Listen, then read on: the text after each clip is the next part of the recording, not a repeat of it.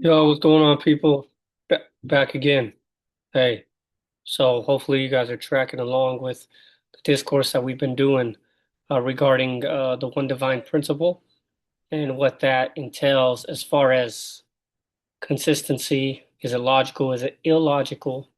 Um, People want to know, yo, why why are you even doing this, right? Guys, one, I like this kind of stuff because when you study another culture, study another religion, uh, you know, then you can appreciate their their ideas and you can criticize their ideas, and I think that's important too. We don't have to all agree to respect each other as human beings. And if you feel that you have to agree, you have to force your religion onto somebody else, and that is wrong. Do not do that. It won't go well for you, and it won't help your message at all. You got to let people just experience and explore things themselves. So I try to make this available to people because I have never heard these arguments. And that could just be that I'm new to this, the one divine principle argument refutation. Um, as I've watched many debates between Christians, Muslims, Jehovah's Witnesses, Oneness Pentecostals. Um, It's kind of like Islam and Christianity are kind of like the two major ones. Some Judaism, as far as debates go. Um, but I've never seen a Zoroastrian debate, or the principles found in this book. So we're going to get into it again. We're going to go ahead and share the screen here, and we're going to continue chapter 8, guys. Chapter 8.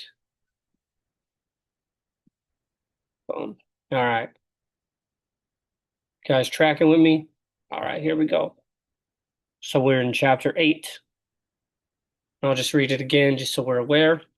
Concerning the inconsistency and false discourses of the first scripture, which they call Oriata. Oriata, about which all of them are of the same opinion, that God wrote it by his own hand and gave it to Moses, since it comprises many errors from every evil. I shall here reveal for your information a few of many it contains. So this is not an exhaustive list that he's going with, but just a few. Okay, now let's get into what he says here.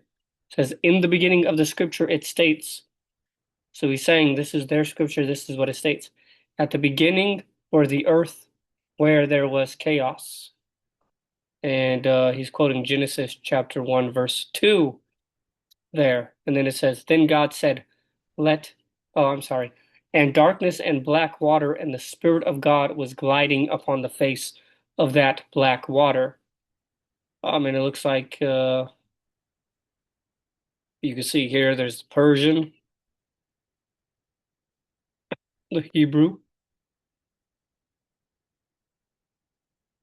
the depth of well river sea. I believe that's the Syrian, if I'm not mistaken. It says, and then God said, let there be light. And there was light. Genesis 1, chapter 1, verse 3. So he goes to first, the very first verses at the creation account. And if you noticed, this translation is kind of different. Um, the blackness, the chaos, um, and the light seemed very good to him. And he separated the light from the darkness and placed the light for the day and darkness for night. And in 6 days he created this world, the heavens, and the earth. For on the seventh day he was reposing and at rest.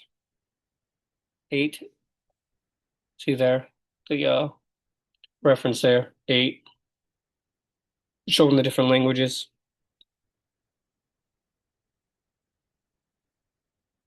Then here we go.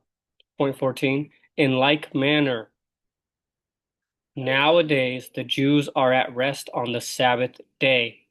So in the ninth century, Jews were practicing keeping the Sabbath holy. And he's saying this correlates to that scripture, as most people know, right? It says this also. He created Adam and his woman Eve and put them into the garden of paradise so that Adam might do work in this garden and keep it. And Genesis chapter 2, verse 15 says, Adonai, which means Lord, who is God himself, commanded Adam thus, of every tree of the garden thou mayest eat, except of that tree of knowledge, for when thou eatest thereof thou shalt die. Most of us are familiar with the Genesis account, right? Um, most of us have heard it. Most of us have grown up with it. Uh, this account is also in the Quran, just a little different. Story is a little different. The one in the Torah, is the original. We have the copies thousands of years ago say this is what Jews held to, and we have the copies to say that is actually the case. Afterwards, he put a serpent into the garden. That serpent deceived Eve, saying, Pick fruits from this tree, so that I eat and give to Adam. Genesis 3, 1 through 6. She did likewise. As soon as Adam ate, his knowledge was such that he distinguished good from evil. They did not die. Adam looked and knew that he was naked. He was hidden under a tree, and on account of the shame of his nakedness, he put the leaves of trees on his body. Genesis 3, 7 and 8. Afterwards, Adonai went to the garden and called Adam by name, thus, Where art thou? Adam replied thus, Here I am under the tree because I am naked. Adonai became angry. He said, Who informed thee that thou was naked, unless thou hast eaten from the tree of knowledge, whereof I said thee that thou shouldest not eat? Adam said, The woman whom thou gavest to me beguiled me, and I did eat. And Adonai asked Eve, Why hast thou done this? Eve said, The serpent beguiled me. He expelled from the garden of paradise Adam and Eve and the snake, all three under curses.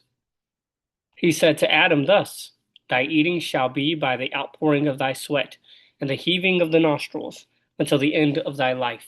And thy land shall grow all thorns, worms, and snakes.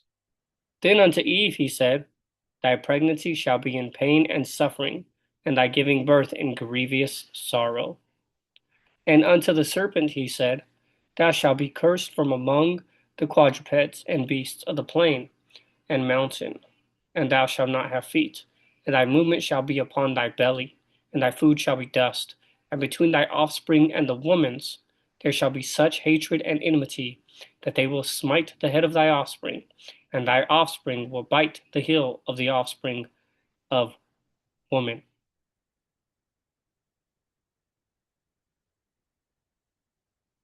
So he's just quoting the Hebrew Bible. He's just saying this is what their texts say. This also they state that he made and created this material world and all that is in it for mankind, and he made man sovereign over all creatures and creations, wet and dry. And he's quoting Genesis 1, 26 through 29. Now he's going to get into his refutation as he says, Now I will say a little against their speech and about the falsehood of their discourses. Hmm. What what is it that he has an issue with? I'm very curious. Let's see. Where and with which limits were the earth of Bohu and Tohu darkness, God and his spirit in the black water? Or how was God himself? it is manifest that he was not light. For when he saw the light, because he had not seen it before, it seemed good to him. If they state he was dark, then it is manifest that darkness is his origin and family, and not light. If they state he was not dark but light, then if he himself were light, why, when he saw the light, did it seem astonishing to him? And if they state he was neither light nor dark, then they have to make known a third state, which is neither light nor dark. Interesting. Moreover, he whose place and dwelling was in darkness and dark water, and who had never seen the light, how was he able to see light? From what is his divinity? For even now, anyone who remains in darkness cannot see light. Further, if his base and dwelling were darkness, then how could he stand opposite the light? For this is known, that darkness cannot stand opposite the light, for light repels and drives it away. Furthermore, was that earth of Bohu and Tohu limited or unlimited? If it were limited, then what was outside of it? If it were unlimited, then whither did his unlimitedness reach? As we see, this earth and material world are not the same as the primal earth and world.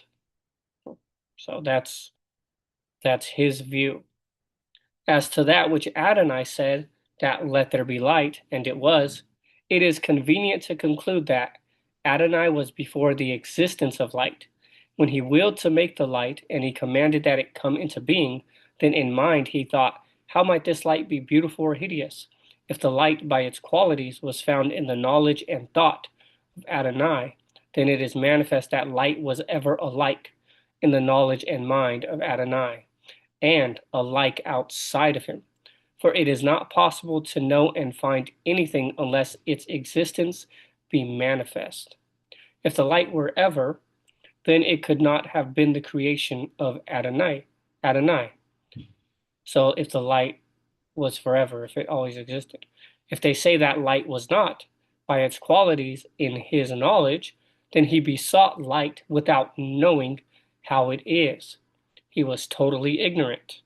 Or how is it possible ever to imagine in mind something about which one has never thought or known? Man, that is profound. Saying how would he even know what light is if it wasn't in his thought and the qualities? And then you're saying, so then he sought light without knowing light. Interesting. We'll continue here. All right. This also, that command for the becoming of light, did he give it to something or to nothing? For this is certain, that it is possible to give a command only to someone who is commanded. If he gave it to an existent light, then light itself already existed. And if he gave a command to a non-existent, then how did a non-existent hear the command of Adonai? Or then how did he know that Adonai thus willed that I should become light? For what did not yet exist did not hear the command of Adonai, since he had not yet created it. For it is not possible to think in any way a non-existence. So anything non-existent cannot think because it doesn't exist. The non-existent is destined non-existent, but the existent was wise and foresighted, so that he knew how Adonai wants me to become, and he became in the manner Adonai wanted him to become. If they state, the light became from the word of Adonai, that he said, thou shalt become, and it became. Since Adonai in his essence were dark, and he had never seen light, then how was it possible for that light to become from that word? For it is acknowledged that word is born from mind or thought. If they state his word was light, then is very astonishing. This is very astonishing. For it would signify that light will then be the fruit of darkness, and darkness is the seed of light, and light it is mark. Light is its mark. The light was hidden in the darkness, as I mentioned above. It is not possible to give a command except to someone who is commanded. Then it is known that light existed first, and then he could give a command. So you can't give a command to something that doesn't exist. So when he said, let there be light, then it had to already have existed to hear the command, according to this view here. Further, he has arranged and created these creatures and creations, the heavens and earth, in 6 days. The seventh day he rested therefrom. If he created this world not from something, but only from this command, that shall become, and it became, what is then the reason of the length of this length of 6 days? For if his labor were only as much as to say, thou shalt become, then that length of 6 days was very unlikely, and so much toil could not have come to him therefrom. If it be possible to make the non-existent exist, he is capable to create even without delay. And if he be incapable to create except through the days and hours, then it is not fitting to say that he created out of non-existent. Interesting. Interesting. Most of the times when people like to bring up the argument of the creation of the earth in 6 days, even uh, in the early church period, you had people who didn't take it literally as 6 days. And that still is to this day, but there are other groups who make you to join them. You have to believe it was 6 days. Um, and so, it's not, to me, it's not that strong of an argument to say that, uh, oh, well, why didn't he just do it in one day or 2 days or instantly, right? Like God said, let there be light, and there was light. Doesn't say 6 days, there was light. So, I mean, the deity has the reason for doing it, and we may not know what that reason is, but it is a point to bring up because, like, is he not capable, or is he capable, right? So I think it's a point to bring up. Let's continue. Further, since the reckoning of days is known from the sun, then before creating the sun, how did he know the number of days and their names?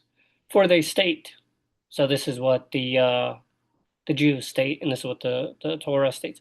He created on the fourth day. Oh, I'm sorry, let me make sure this isn't. Genesis 1:14-19. This in Hebrew. For some reason, what he says here says, he created on the fourth day, that is Wednesday. This also on the seventh day. Why did he have to rest and repose? Since in creating the world, the length and toil were only so much as that he spoke thus, thou shalt become. How then were contented the days that he had to rest and repose when his toil should be removed? For if in the same moment that he said, thou shalt become, and it became, then the day of rest should also have taken place instantaneously. Further, what purpose and cause did he create Adam and Eve? Now we're getting back to where he started. So that they perform his will. And why did he not so make them that they would not turn from performing his will? Interesting point. So he created them to perform his will. See? But why did he not make them so that they would not turn from performing his will? For if before making them he knew that they would not listen to his commands, and nonetheless he made them, then it was unreasonable for him to become ill-humored and angry with them. So if God already knew that they weren't going to listen to his commands and then he makes them anyway, why is he getting angry when he knows it's going to happen? Interesting. Very interesting point.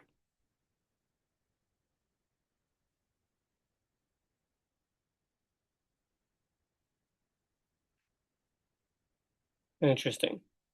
It appears that Adonai himself was not satisfied with the realization of his will, and he was manifestly an opponent and adversary of his own will, if he did not know them before making them. So he's saying if God did not know them before making them, and did not know that they would not listen to his commands, then he is ignorant and ill-informed, right? And you have groups like open theists who say God doesn't know the future. And according to Baruch Mandash, I believe the name is. If this is your first video, this is a 9th century text um, called the Shkand Gumanig Vizar, also the Doubt Dispelling Exposition. This is a defense of um, Zoroastrianism,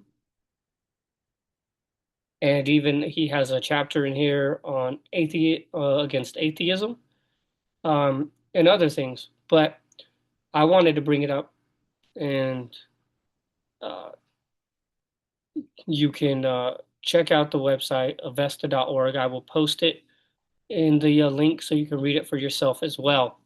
But I want to bring it up because the the mental capacity to hold thoughts and be able to listen to and critique an argument and then show the inconsistencies in that argument um, is beneficial for everybody. If this would be beneficial for anybody of any religion and faith to read, even to create a defense for it. But I bring it up because we've never really questioned the idea of, not when I say we, I mean Abraham, all the Abrahamic religions, Judaism, Christianity, Islam. The foundational belief is there is one God, right? Monotheism. Zoroastrianism is monotheism in a sense, right?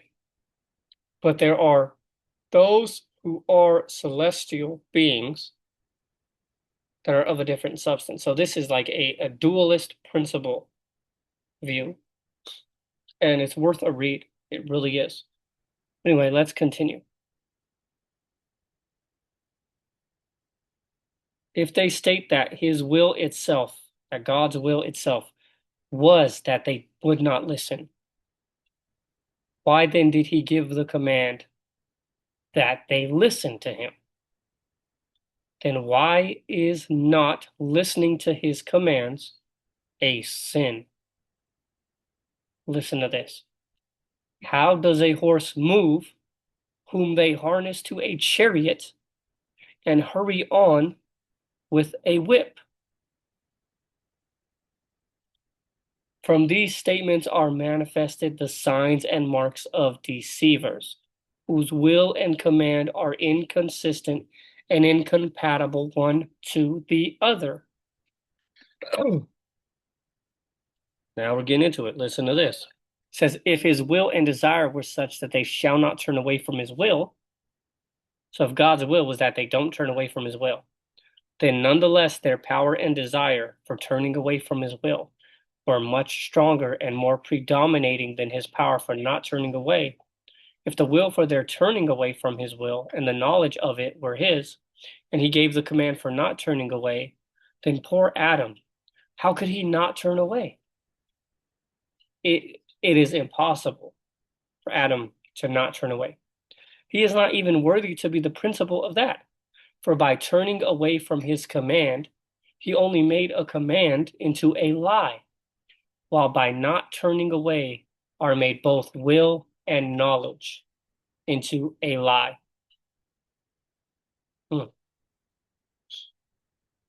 Further, this garden which he prepared, right? The garden that God prepared, for what purpose and advantage did he create it? As to the tree of knowledge itself, concerning which he commanded, "You shall not eat," and issued the injunction for not eating of it. Why then did he desire to create it?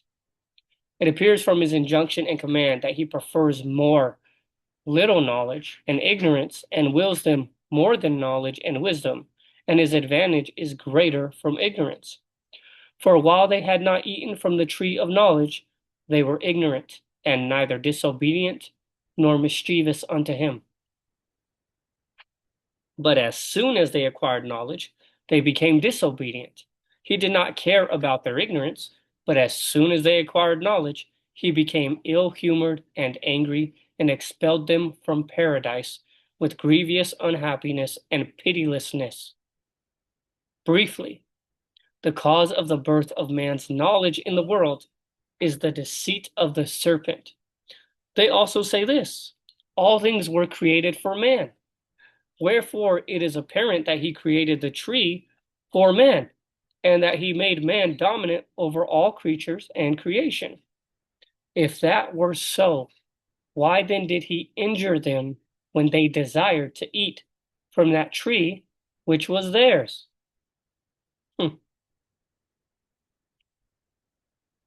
God knew what would happen before he created, yet he still desired to create it, knowing that they would fall and break the command, and then he still got angry when they broke the command. But he created everything for mankind, including the tree, and then he injured them when they desired to eat from the tree. Hmm. From these statements, it appears that he had not a bit of knowledge. So he's back on that, or God must not have known. For if he came forth to the garden and cried and called Adam by name, where art thou? It is as if he were unaware of the place where Adam was. He did not a bit foresee whether or not Adam had eaten from the tree, and he was unaware of this also, who had eaten, and what, and how, and when he had eaten, and by whom he had been deceived. If he were aware, then why had he to ask thus, mayest thou not have eaten of that tree about which I commanded? Thou shouldest not eat. At first, when he came forth, he was not ill humored, right? So God was not ill humored when he first came. But after he knew that Adam had eaten, he then became ill humored and angry. His little knowledge is manifest from this also. So he's saying the deity in this text shows the ignorance, it only has limited knowledge. He created the serpent as his this okay. He created the serpent as his own adversary and put it into the garden with him. Or else, why did not he make the garden so fortified that the snake and other enemies might not enter it? His mendacity is manifest from this, when he said, when you eat from this tree, you will die. They ate and did not die, but became knowledgeable, and they distinguished good from evil. This also shows how inconsistent and opponent is his knowledge with his will and command. If he willed them to eat from the tree, and nonetheless he gave the command of not eating it, and knew that they would eat it, then it is manifest that all these three are inconsistent, one towards the other. Will and knowledge and command. All three are inconsistent. He continues. So let's pause real quick. Let's just I've never heard a critique quite like this. I've heard other critiques, such as the knowledge uh, that, you know, once they ate from the tree, they gained a knowledge, and God was angry about the knowledge part. But he's tying it into all of creation and the attributes of God, omnipotence, omniscience, uh, these things that are kind of um, givens in Christianity. I'll just speak for Christianity. Definitely, open theism is a very small portion of Christians, people who don't believe that God knows everything, and that's from other verses in the Bible that says God knows everything. He knows the end from the beginning, why it was done. But then you have in Genesis, Adam, where are you? Right? And so I've heard many different arguments regarding why that's the case. That's not my point. My point is that he's tying from the very inception of creation, he's tying it all together and showing the inconsistency just at the root. He's going straight to the root. He continues, this also, when Adam committed sin, the curse which Adonai inflicted applies unlawfully to all, age after age, by whatever respect in which I deliberate. I find Adonai dull, ignorant, and nonsensical. Now listen, let's read this again. He says, this also, when Adam committed sin, the curse.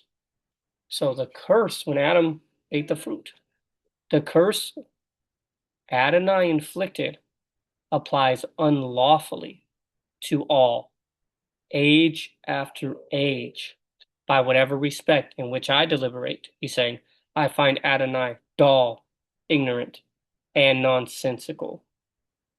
Turning this chapter on account of length, this much seems enough.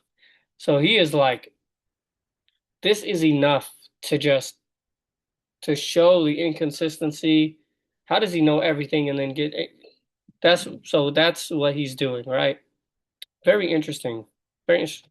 In the next chapter that we'll do on a different video, we'll be talking about when he writes of the inconsistency and abundant fallaciousness of the same scripture, which is full of every evil and demonism. And I shall expose a summary, 1,000th of it. May you observe subtly thereon. So he's going to get more into the Hebrew Bible and show the inconsistencies there. He's going to basically show the character and the things done in the Hebrew Bible as opposed to the Zoroastrian model. Uh, and if you want to know more about the Zoroastrian uh, model, I would recommend avesta.org, which I'll post in the description. But also, there's a YouTube channel called Soul Roots, and it has like a Zoroastrian 101 introduction. And it's Pablo Vasquez. So if you're interested in that, go to Soul Roots. He did a video with Let's Talk Religion on Zoroastrianism, and it was actually really good. And his introduction on Zoroastrianism is really, really good, really well done. And I found that interesting as well. But other than that, guys, let me know what you think about the SVG, the Skand. It's so hard to say this. SVG. No, SGV, right? Yeah, Skand, Gumanig, Vizar, or doubt dispelling exposition. Have you come across these arguments before? Have you thought about the inconsistencies of a view that you hold? Have you questioned your own ideas against others? Are you studying other religions? Are you talking to people of different beliefs? Are people of different beliefs your friends? Um, these things matter because, like I always say, guys, my tribe is humanity. All right, you guys take care. Talk later.